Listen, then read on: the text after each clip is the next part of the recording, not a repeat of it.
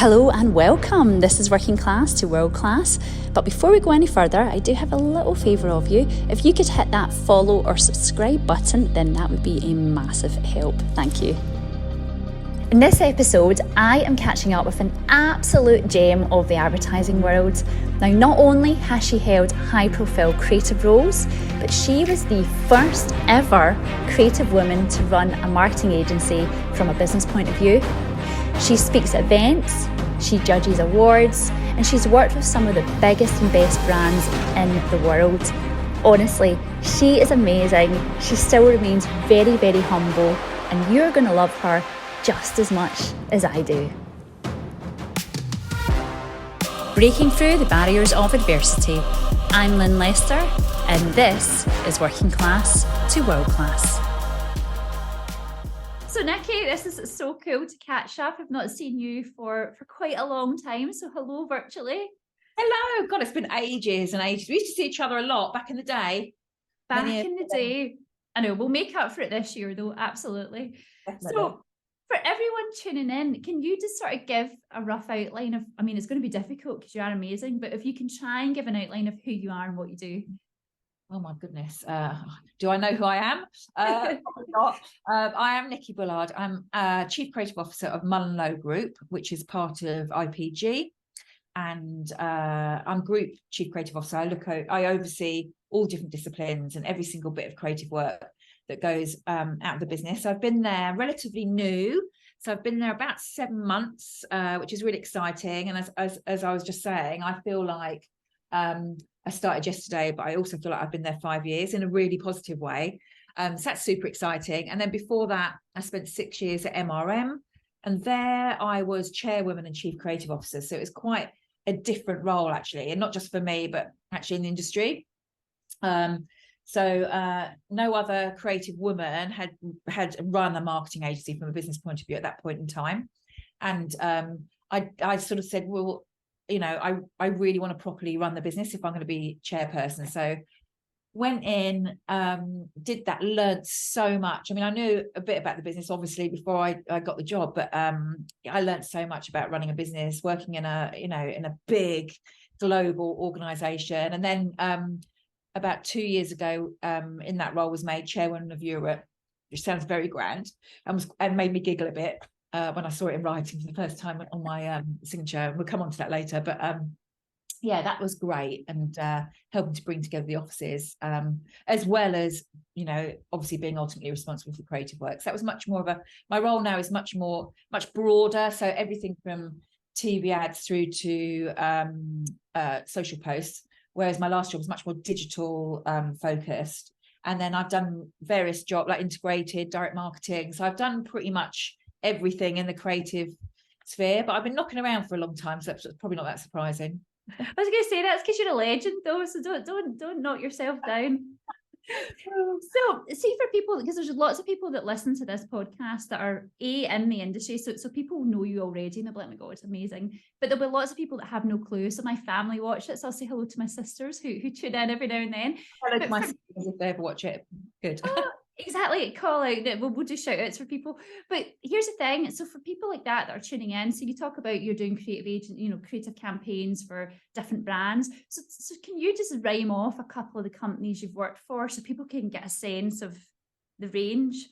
Oh gosh, there's been quite a lot. So over the years, I've worked for Boots. So if you've got a Boots Advantage card, so back in the day, all direct marketing, and what that means is everything you get via email or the post. So it's often seen as the least glamorous part of the business, but actually it's super interesting because you get to know through data in a positive way, get to know customers. So if you've got an Advantage card, you know how brilliant that is. So I worked across that for a long time and wrote what's called the tone of voice for Boots in that area, which was like a really wonderful thing to do. And it's actually my signature on the letters if you ever get a letter or an email. If it's still there, I don't know if it's still there, they might have rubbed it out and changed it. It's my signature. And then, oh gosh, just Mini, Land Rover, did a lot of digital work for them. What else have I done? We've just worked on where I am now, NHS latest nurses recruitment campaign, which was incredible to work on. Bupa, Rennie, we've just done a big job for Rennie. Everything and anything, probably across most brands and disciplines and industry sectors. So probably you've probably seen something I've done somewhere along the way. Whether it's any good or not, that's for you to decide. But absolutely. Yeah. Well, do you know, the thing is, it's cool because so when we met a way back, I don't know how many years it's been because I was trying to work it out. Can you remember? Now, where was I working? I was probably at M&C Saatchi at the time. I think you were. And we're going back 15 years, maybe longer. At least, yeah. Because I remember the first time I met you. So I was running a judging for a big awards show, and you were one of the judges, and that's where I came across you, and I just knew about this woman who was amazing, and she'd done all this work. And so, you know, the minute you walk in, you do have that presence, and not an arrogant presence. It's a presence. You've arrived and you're there, but you've never been arrogant. You've always been really lovely, and that's what I really liked about you. And then it was funny to then later find out you actually came from really humble background, like a real humble start. Yeah, and I think it's interesting because I have listened and watched some of your podcasts. I was watching Dave Trott's, and I found that fascinating, and all of them actually.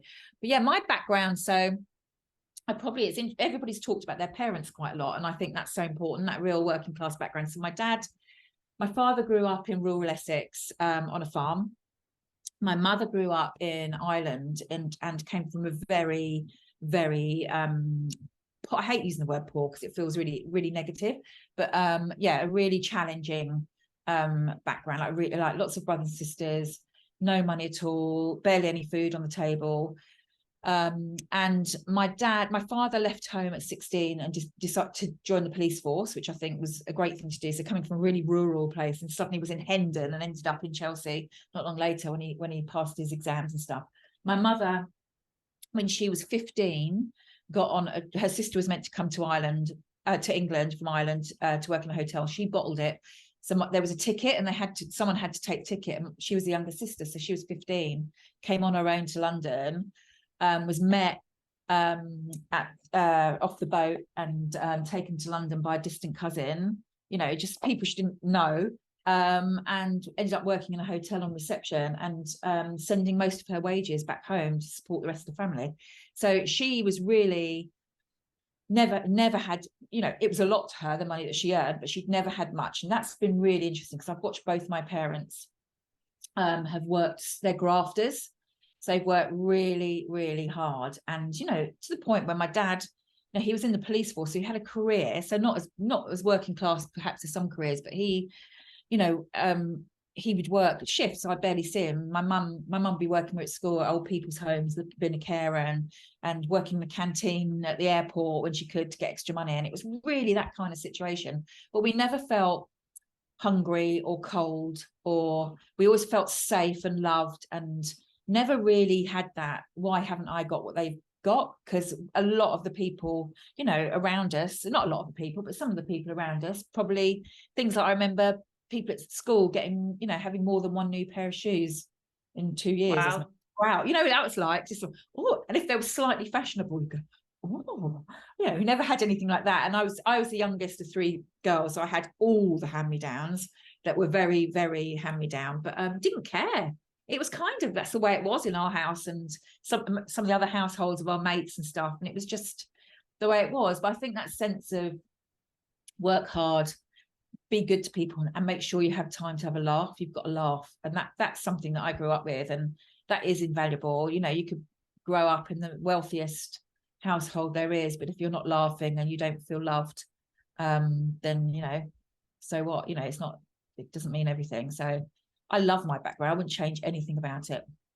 See, that's amazing. I mean, it's funny, I'm the youngest of 7 children, but because there's the first gap for me is 11 years. So I never got the hand-me-downs because it was so out of date. So I did get the new stuff, but my mom and dad, they weren't rich, and, you know, it was a similar idea because you were just loved, the family were there, you had dinners. It was all like my parents' way to be kind and to make sure that you were loved was to feed you. So literally, I'm surprised I'm not like huge. Yeah, the Scottish and Irish thing, I'm sure, same thing with our mothers. It's like, she's still doing it now, my mum. She's 83 on Friday, and she does it with my children who are teenagers now. But if you've got to have food in your mouth, you all the time, it's like, if you're not eating, it's like, Jesus.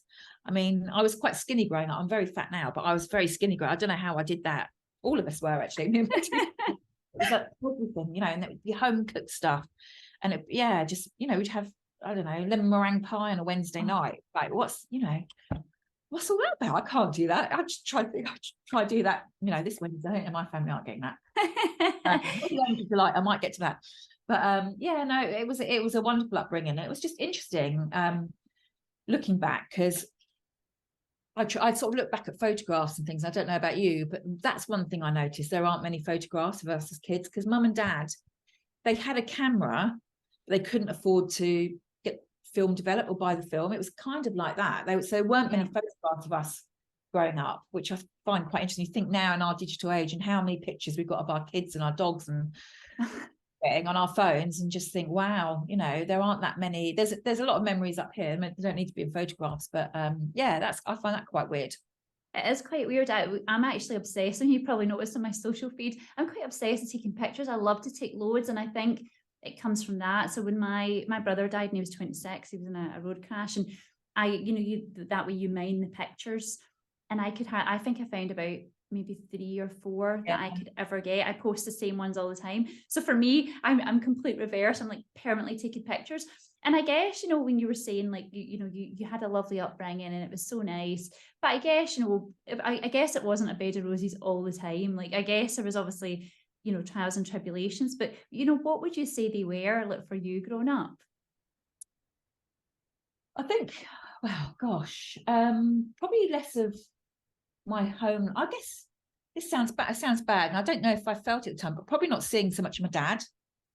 And when I did see more of him, so when he left the police force and he got another job and he was around and it was fantastic and we had more of him. And I think when he was working, he was often very tired and quite grumpy. So that part, that because he was working so hard. I mean, you think about it now, we didn't understand him. We just thought he was being grumpy and shouting a lot. Actually, he just got in after a 12-hour shift, seeing God knows what he'd seen, and just wanted to sit down and put the news on. So when he'd flick over top of the pops or whatever, and you get back and we'd go, what's going on? What are you doing? I kind of get it now, but I think that was quite hard, probably not seeing as much of them now, looking back on it and thinking how much time we devote and how much we want to be of our kids. And it's just, and we can now, especially after lockdown and everything, the world's changed a bit. We can be with our children a bit more. So probably that. I think, I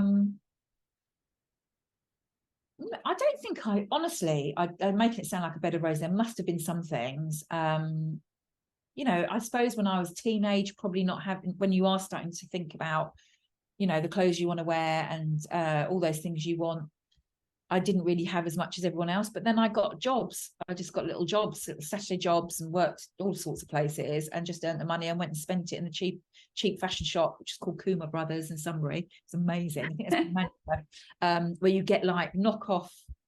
They weren't knockoff. They were carefully copied designs of high fashion. You could buy things like a pair of trousers for £2, and it was like, oh my God. Then we go to the local disco on a Saturday night and then think you're the bee's knees. So I kind of, yeah, I think probably the hardest bit was when I didn't go to university, so I went to school, did sort of pretty average at most things, good at English. One thing that was my best subject, English, good at English, and that gave me some confidence, obviously, and I'm a writer by background, and PE probably above average, art probably above average, not brilliant, but above average. The rest of it pretty, you know, like I didn't get my maths. I haven't got a maths GCSE or O level at the time. I got grade 2 CSE, and I run a business. It was ridiculous, really, when you think about it. So did my A levels, didn't really work very hard, scraped through a couple of my A levels, and then went to Hounslow Borough College, which was the advertising college of its time. So it was kind of before Watford, and there was I think Manchester had a course as well, as Hounslow Borough College. There were sort of the 2 courses to get onto the HNN. I don't know how I did it, got onto that course, loved it, and then left college, and then had about a year and a half where I didn't have a job. So that was quite hard. So I was at home. I hadn't gone to uni, so I'm like at home, haven't got a job, getting pretty depressed, lying on a sofa, thinking I need to get a job, and then thinking, should I hold out for this job in advertising, which had sort of been, I'd done placements and things at Saatchi & Saatchi, for example, which was in its heyday, And I was like, oh my God, I want to be part of this world, and sort of sucked into it. And then it's like, oh, and then I haven't got a job. And then I haven't got a job. And it was really challenging on my confidence. But my mum, who was amazing, as I said, didn't have much money. She, at the local paper shop, did a subscription to, sorry, because I know it's drum, nothing against a drum, but I don't think they were down south at the time. So I think we can get, got a subscription to Campaign magazine, and I got it every week, and she paid for that so that I felt like I was still part of it. And that kind of kept me going. And then got my first job in a very funny little agency. And that was it. That was it, kind. You know, that was not it. That was quite tough, but it was. Yeah, it's just my mum had that confidence that I'd always get that job, which I don't think I had, and I was losing confidence at that point in time. Yeah, so that was her way to invest in you. And I mean, she sounds amazing, because I guess to have you for a year and a half not working, I mean, most parents would be like, literally like this. So I'm seriously untidy, and that hasn't changed. I'm so untidy, so bless her heart. Yeah. And did you think, so I mean, obviously that's when it started getting good, because you kind of get in then. But do you think, like, when you were growing up, did you always believe you could? Or did you think, you know, a young kid, like, you would work in a shop or what was your kind of level of, I guess, inspiration where you thought you would end up? So I'm kind of, it's interesting actually. So my eldest sister, academic, she went to Polytechnic, which was like university for us in those days. Like, oh, my first person in all our families anywhere had ever been to anywhere, any sort of further education like that. So she's really academic, and has just done it. She's just been the mayor of Ipswich, by the way. It's amazing. So she's wow, that's a whole other story. She's a whole other story. She's amazing.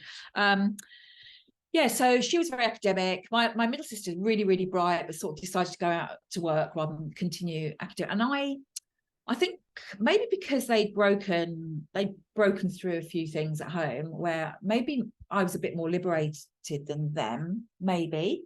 And then I think when I knew I was good at English and creative writing, so I had this I had this sort of self-belief. I knew that I was excited to get my homework. I couldn't wait to write a story. I'd be waiting for the results, and I might be disappointed. But I really wanted that validation as well. That was quite an interesting thing. And then I wanted to be a journalist. That was my first thing that I wanted to do. And when I was about, I don't know, 12 or 13, my mum and dad got me for Christmas, or Father Christmas might have, no, I wouldn't have believed in it. I might have done. Slow developer.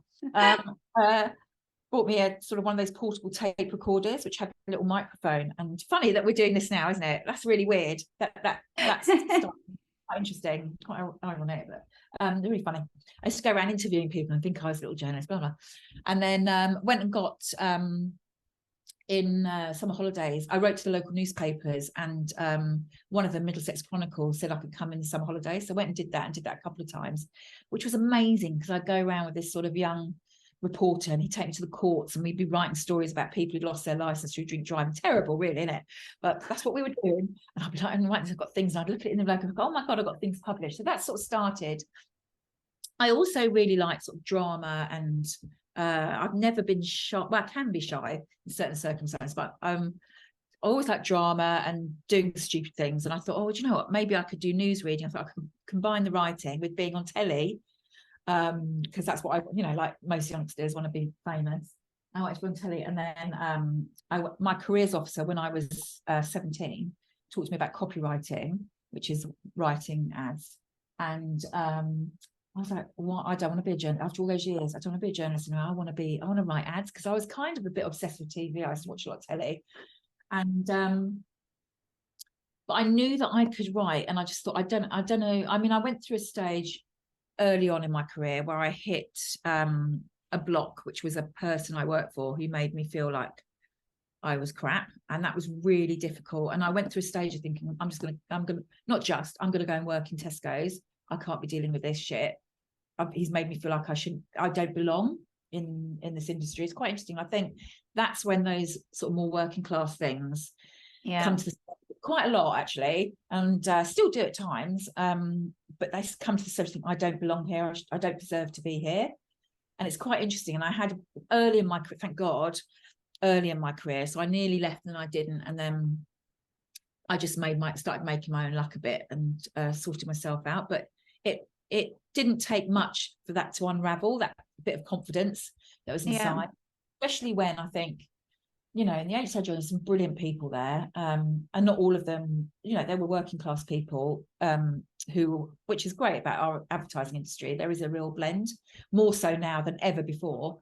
But actually, you still had those people who'd been to Oxford or Cambridge and all those, you know, and the red brick universities, and they were like, you felt a little bit inferior. And it's, you know, I don't know, especially from a writing point of view, expected to read certain books and be able to write in the style of blah blah and blah blah. And it's like, no, I just want to sell stuff. I can talk to people, I just talk in their language, make them feel something and do something. And so that was quite, I found that a challenge. It unraveled quite quick. I do think that's because of my background. I think for people who aren't from a working class background, I work with some brilliant people and amazing, wonderful, lovely, some of my best friends aren't from working class backgrounds. But I think if you've come from a background where there's some money and there's a safety net, whether that's a financial safety net or an educational safety net, you're much more likely to take risks, more likely to push yourself forward, and have that inner confidence and just be more fuck you to other people who you think are trying to make you feel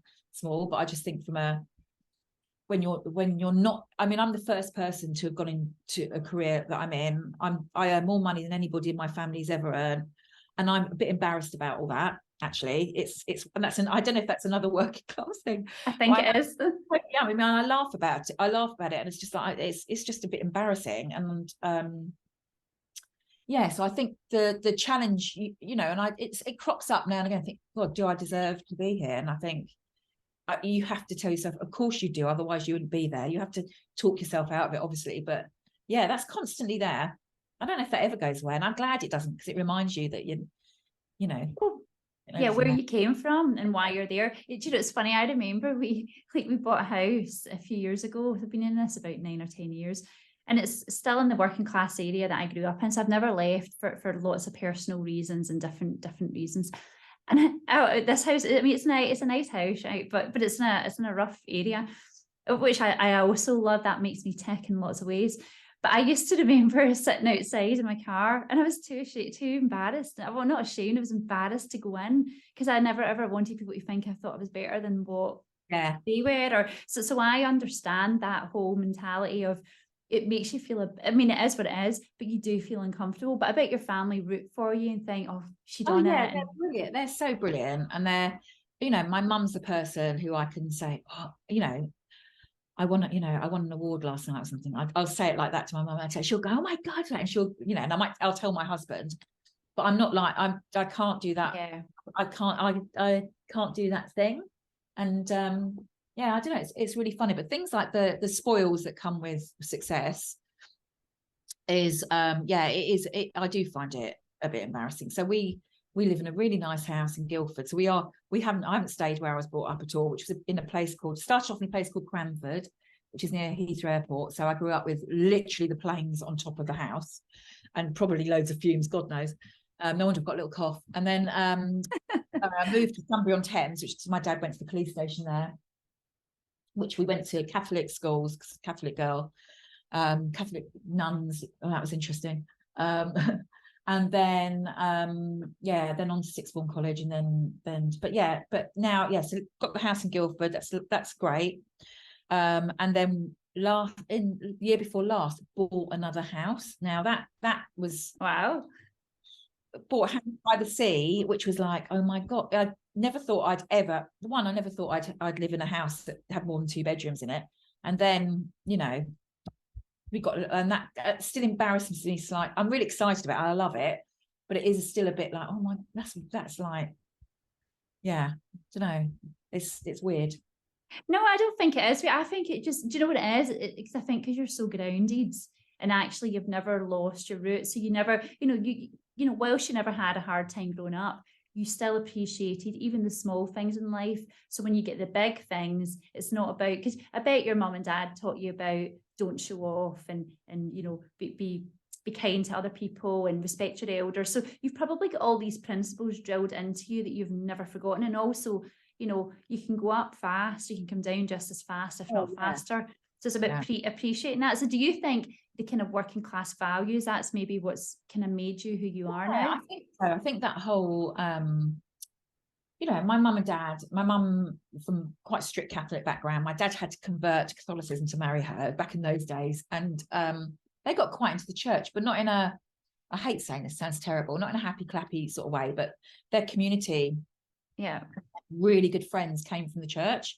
So now that they're in their, my dad's 81 and my mum's going to turn 83, as I said, on Friday, and they have, their friendships have endured. So they've got all around them within walking distance, they've got friends, and they all look out for each other, like, and all of their friends look out for us. We're all there to help each other and give a leg up and do whatever we can. You know, it's a really tight community and it's lovely. And like I say, my mum and dad were really kind, work hard, really kind, would always, you know, if anybody rang them up that they knew and said, we need help now, they'd be there. There's no doubt, no matter what they do, they drop it. And even now, I mean, my mum's, one of her good friends who's 85 is taking a little turn and was in her house and found on the floor and had been there all night. My mum was the person who's 83 on Friday, who went round, cleaned her up, you know, got her to bed, fed her, spoon fed her to bed.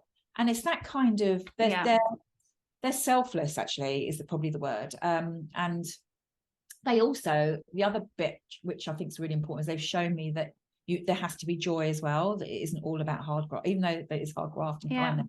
To be joy. And we had so much fun growing up, and we played a lot of cards. It was in those days because there wasn't much else to do. We played, but competitively. We were all quite competitive. And mum and dad would have parties more or less every weekend. There's a lot of drinking in a positive way going on. My mum, if there's now, even now, if we went to a party and music went, my mum would be first on the dance floor. Like they're just and that's going back to that thing of actually, there's a lot of things I do give a shit about. It's easy to unravel my confidence, but from a giving a shit about what people think of me, I don't care really now. I'm a bit like, I've got to a point where I'm just enjoying myself and just being who I am. And if people don't like it, then there's nothing I can do about it, because it's too hard work to try and be someone else. So exactly, just be you. You do you well. I mean, we all do it. We all do ourselves really well. We're just trying to be someone else. Why? We're never going to be that person. No, so just give up, exactly. And see, you know, it was really interesting the point you made. So, you know, obviously we won't name and shame, we won't even go there, but you know, the person that made you feel not worthy or not, do you think they did that intentionally, or do you think that was more you or more them, or a bit both? It was a long time ago is what I'd say, firstly. So I think we're so more aware of our actions and what we say and the impact they can have on people. I'm not sure. So what he said, there's lots of things that happened, but one of the things he said to me was, we were working on a pitch, and it was very early days in my first job, and me and my partner nailed it. We got the idea, we'd done it, and that's the best feeling. And we were so young and like first jobs, and they were like, oh my God, you've nailed it, it's amazing. And then the pitch date was coming up my stall. When's the pitch date? Am I going to be able to present the work? And he said, no, you're not coming because you're not cosmetically correct. Now, you think today those words are like, oh my God, what? And I didn't ask what he meant, because I was so like, what does that? And I thought it was about my background, because I joined an agency that was, and the pitch was for a big investment bank, which you can imagine, very corporate. The people I worked for were very posh. The people leading the agency, the person who said this to me, and he was a really lovely man, but that's there's something going on there. I'd rather he said, you're just too inexperienced, you're not ready for it yet, which is fine. And then I'll say, right, just tell me, what do I need to learn over the next couple of years? What do I need to do and whatever? But those words, and they were crushing, and they sat with me for a long, long time. And that makes me aware that, you know, and at that time, there weren't older women or women like me or girls like me that I could go and talk to and tell them about it or how I felt about it. You just kind of didn't either then. So yeah, that was tough. But I don't think he meant I think he'd be horrified if he thought he'd made me feel how he did. Yeah. But still, he still said it, and he still thought it. So what was it? Was it, I don't know. I think it was because I didn't speak a certain way, or dress a certain way, or had the background. Oh my goodness. No. Jeez, what a classy dick. But never mind. We'll move on from him. I can say whatever I like on podcasts. There you go. We're fine. I've tamed it down, the Glaswegian in me. So, I mean, for you then, like sort of building up your confidence. So, you know, by the sounds of it, you know, it's been a nice childhood, which is, I'm so glad, you know, to hear that, because working class people have good time too.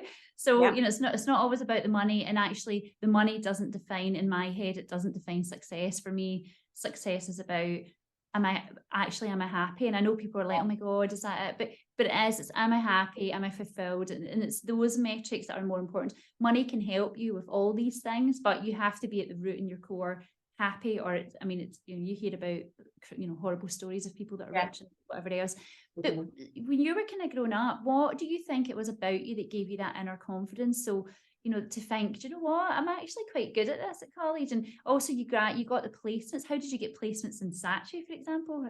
Well, firstly, I think I had probably a sense of, which is the opposite to if you've come from a sort of wealthy background, but I had probably a what the fuck have I got to lose attitude, because there's nothing to lose, right? It's not going to get that, you know, it can only get better. I did a few things where I can't remember if it was Saatchi's or not. I don't think it was Saatchi. Well, I think I got that one through college, but sorry, my husband's just trying to come in. I'm just going to tell him to go away. Anything can happen. It's live. We're all good. That's terrible. So I go away.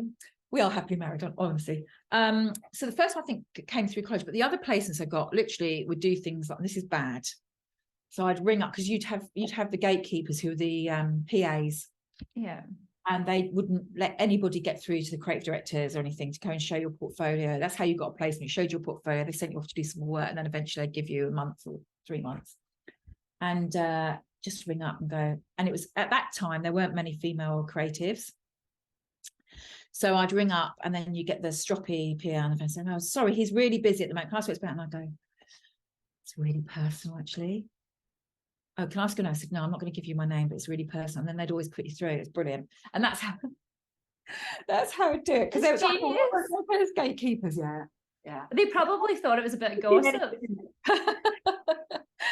yeah, no, I think I've always had, I'm a scaredy cat about lots of things. Like I'm claustrophobic. I don't like flying. Any spiders. I'm quite scared, but I'm not scared of making a tit of myself. And I think that's helped me. I think that's down to my mum being the first person up on the dance floor or whatever. It's just and not having anything to lose. It's like, yeah, just got to go for it. And I also did actually, when I was in I would have been, how old would I have been? Mid-30s. It's about 20 years ago. I did a stand-up comedy course. So I had a sabbatical booked, and it was to do writing comedy for radio, which I was really excited about. It was at Central St. Martin's. And about a week before my month sabbatical started, and the course meant to start a week before, they said, we cancelled the course because not enough people have signed up. I was like, oh my God. And the only other course which had a place on it was stand-up comedy. And I was like, oh, and I worked with this guy at the time who'd done a bit of stand-up. He said, oh, just do it. Go on, just do it. And I was like, oh my God. And I did it, and it's the best thing I've ever done. So did the course. You do the course over 6 weeks, and you do a little show for your friends and family, and everybody's a little show. And then I did it probably about, I don't know, 10 or 12 gigs in Soho afterwards. I realised that as much as I got to a point where I'd say half of them went really badly, a couple of them went okay, and a couple of them went really well. But I got to a point where I was enjoying it so much that I didn't care if people laughed or not, and that I was getting a buzz just at performing, writing a story, being able to react to people who were shouting obscenities at me. And it really gave me loads of great skills for work, actually. And then I came back I was working at M&C at the time for Leader. And Mel Edwards was the CEO at the time. And I said to Mel, I think we should do this as a training course. So the guy who was the lecturer, name's Chris Head, we got him in to come in, and we did like 10 or 12 people at a time. He'd do the course, and they'd do a show to the agency, which is amazing because most of the material was about being at work. And we did that, and loads of people went to the course, and I took it to MRM as well when I was there, and we did it there. And then and then it became a bit of we were told we probably can't do that anymore because the jokes are about everybody at work. If somebody's offended, it's going to get litigious, and it all got a bit like that. So, oh, for God's sake, because the things that were said were pretty outrageous. But yeah, but that was brilliant, and that gave me an extra bounce of confidence. That sounds cool. I think I want to do that course myself, actually. I think I would really enjoy that. Chris Head, I don't know if he's still Central St. Miles, but if you look him up, just put comedy course Chris Head. Right. Brilliant. I will take a note. I mean, I guess what you're saying as well is about putting yourself out your comfort zone and trying to be comfortable with you. So, I find this now, and it's easy to say it when you're there, right? Of course it is, because you've done it and you don't have that fear. But I guess you kind of worry, don't you, what people will think. But when you start taking that way, as long as you put on a good footing and that you come across well, then I think that goes a long way. But you should never at the root change you. I totally agree. And I think I think it's look at the characteristics that you might think are negative about yourself. So I'm really impatient. It's my worst thing, right? Really impatient. But it's also really helped me in my career. And especially when I had kids, where it's like, I haven't got time for this. We just need to move on, which really helped me develop my style when I became a creative director. But also I remember being in some meetings and just thinking, we're all having this conversation and I'm not really speaking up, and I know the answer to what's being asked, but I'm not going to say it just in case people judge me. And then 5 minutes later, someone else would say it, and I'd be really gutted because I'm so competitive. And maybe say, just say it, just get it out there, just say it, put your hands up, be the one to put your hand up.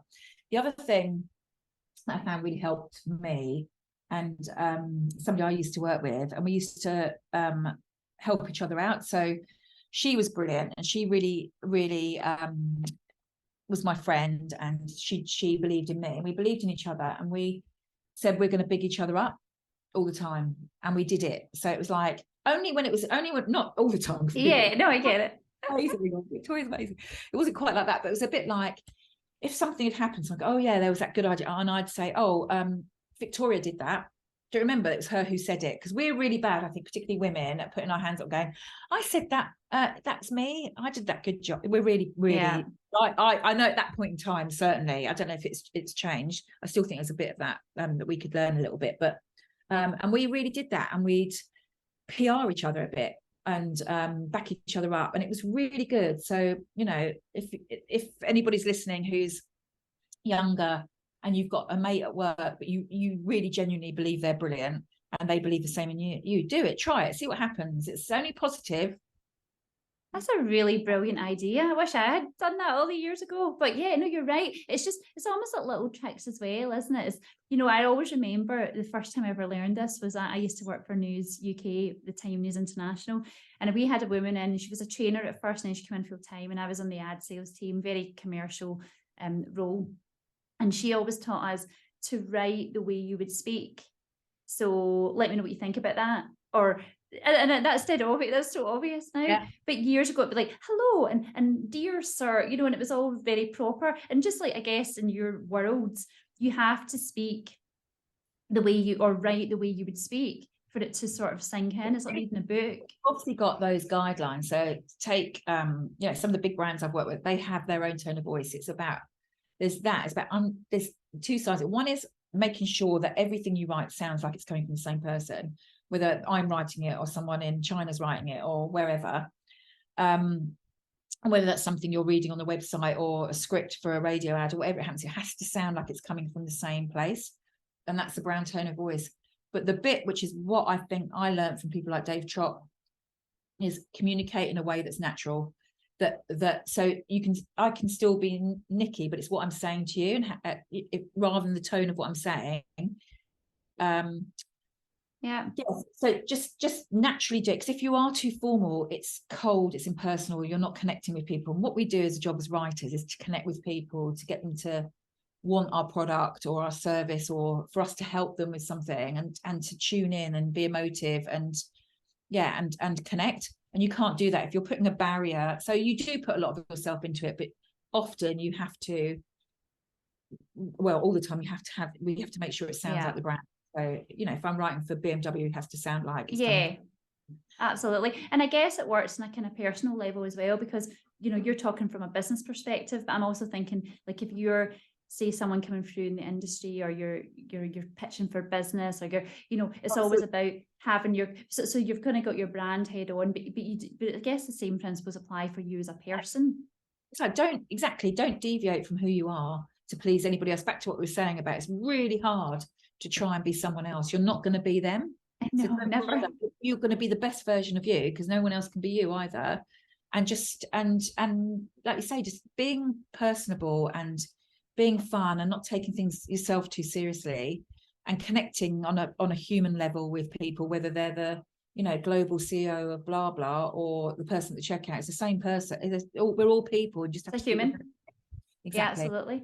There was one thing that Dave Trott said, and it really sort of hit home for me, and that was that for the types of people that work in certain accounts, say Aldi or very working class brands, he was saying that it's really important that people who understand the people are working in those accounts. So that's why he thinks that a lot of working class people have that edge, because they get it. And it doesn't mean that other people don't, and he wasn't singling people out, but you stand a really good chance of doing a good job if you understand, and it's not just through research, you've kind of lived it, like the people you're marketing to.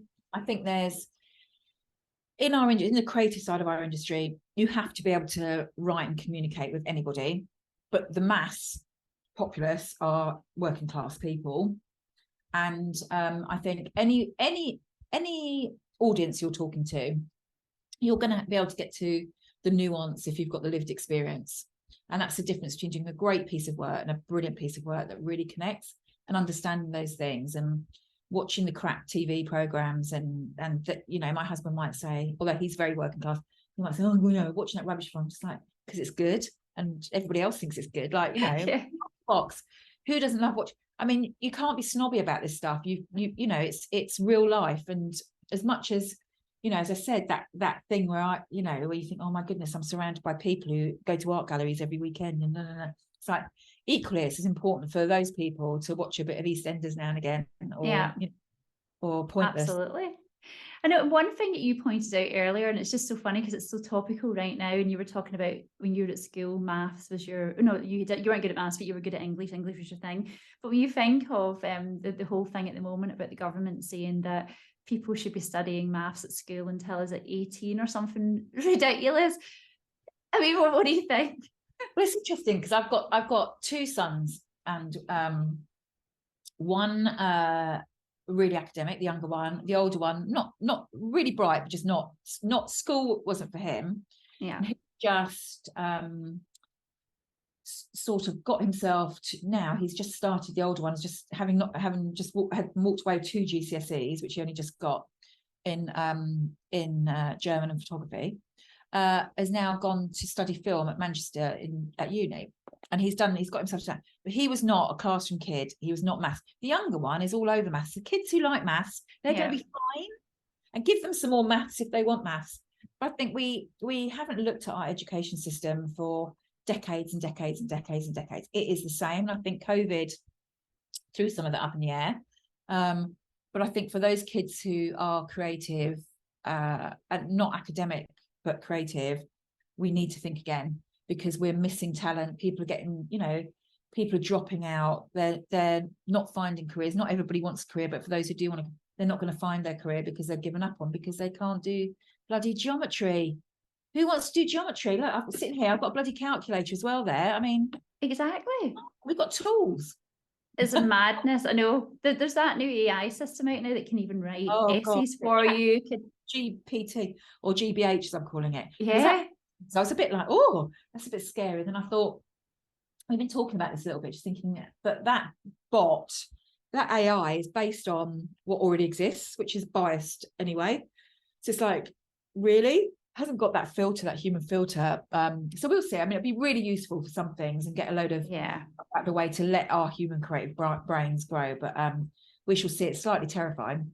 It definitely. Well, they can come up with the fancy words, and then you can dress it and make it yours.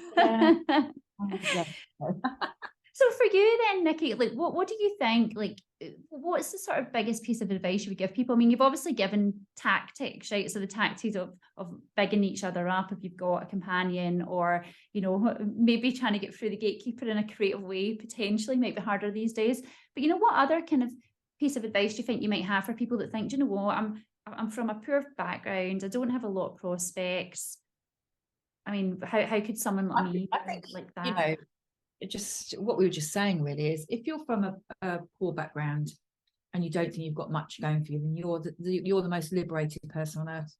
You have got so much opportunity, because it can only get better. It's literally, it can only get better, right? So if you come from a privileged background, you've been to bloody some big posh private school, you've gone to Oxford or whatever, the pressure on you to succeed is huge. There's no pressure on you, so enjoy it. Spend time finding what you're good at. You know, try different things. Yeah. As long as you're earning some money, do different things, work hard, and you know, don't focus on the positives, don't focus on the negatives, and just listen to the people who give a shit about you. Exactly. Yeah, listen to the people. There's an interview that people might have seen by the time yours comes out, but Frank Carter from the Rattlesnakes punk band, and his is really interesting as well, because he talks about you hang about with your kind of people. And I really loved something about that. You know, it just rang true to me as a person. So yeah, I think it's just about being your, you know, I know it's overused, authentic self. And just, as you say, when you get older, you don't really care, do you? Well, because you've got that experience, but it's so hard, like you say, somebody who's younger saying that, I think, oh, for God's sake, what are you talking about? But it's like, listen to the people you care about and who care about you. And but do go with your gut. I think gut instinct's the other thing. Make decisions, go with instinct. You're going to be wrong 20% of the time, but 80% of the time you're going to be right.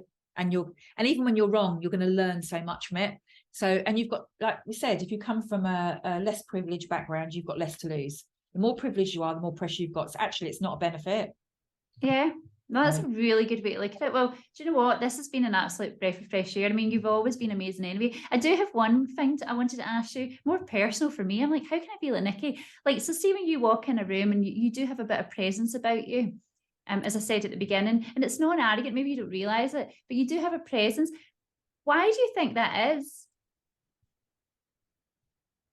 I think, I don't know, I don't see that at all. So that's really interesting. Just and again, it makes me slightly about it.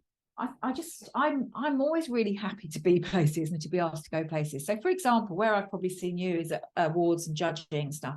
I feel, and maybe that's back to the working class thing, I feel so glad to be there and being asked to do stuff, and it's a privilege to be asked to judge people's work, and yeah, such a positive thing to do. So most it's because I'm pleased to be here and there or wherever I've been asked to be. So I think that's probably it. I'm a pretty optimistic, happy person. I get pissed off sometimes, which is never a great thing to see, because when it happens, believe me, it happens.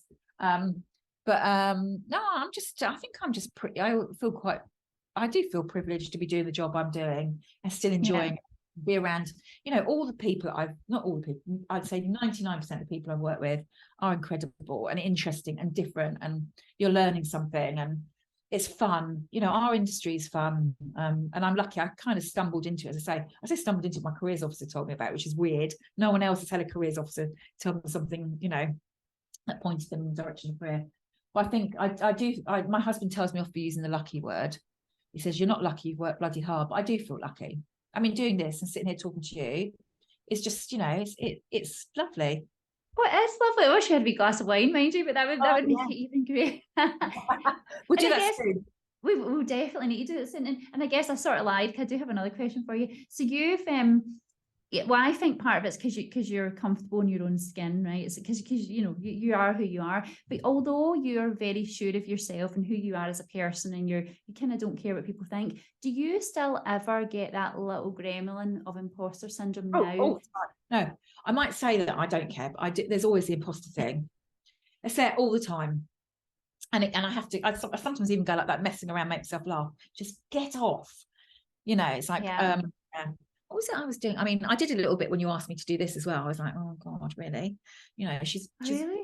Jim Kerr, and she's to be ranking. It's like the old me. So I definitely felt it there. But yeah, even things like just anywhere where I'm with my peers as well. So if I'm like a creative council, which we might do at work, there's all the creative leaders, I get definite imposter syndrome, things like that. It's definitely there. I might hide it quite well. Maybe that's what it is. Yeah, I think so. Well, do you know what, Nicky? I think if you get it, everyone knows that there's hope in their life, because you're amazing at what you do, and you're all the time. And you're just an amazing person. So, I mean, I know that it takes a lot to talk about your background and your life, and you kind of put yourself out there. So the fact you've done that shows me that you care actually about people out there that just need that little hug, virtual hug, to do it's a well. virtual hug for everybody. And I am a big hugger, by the way. In the real, with COVID, it's very hard for me in that sense, because I'm like all the time. And I think it's just, and actually, you might think if people are having a hard time at work, you might think that nobody cares. But there will be somebody who does give a shit. So if you're struggling at work, do talk to somebody. Like, I didn't have that opportunity when that guy was so awful to me. But there are people, there are people there who you can go talk to. Just talk to someone you trust and just sound it out. Absolutely. Well, hopefully I'm going to see you soon. I'll give you a big hug. But until then, hug. Thank you so much. I really appreciate it. Thanks for asking me. It's been lovely. Thank you.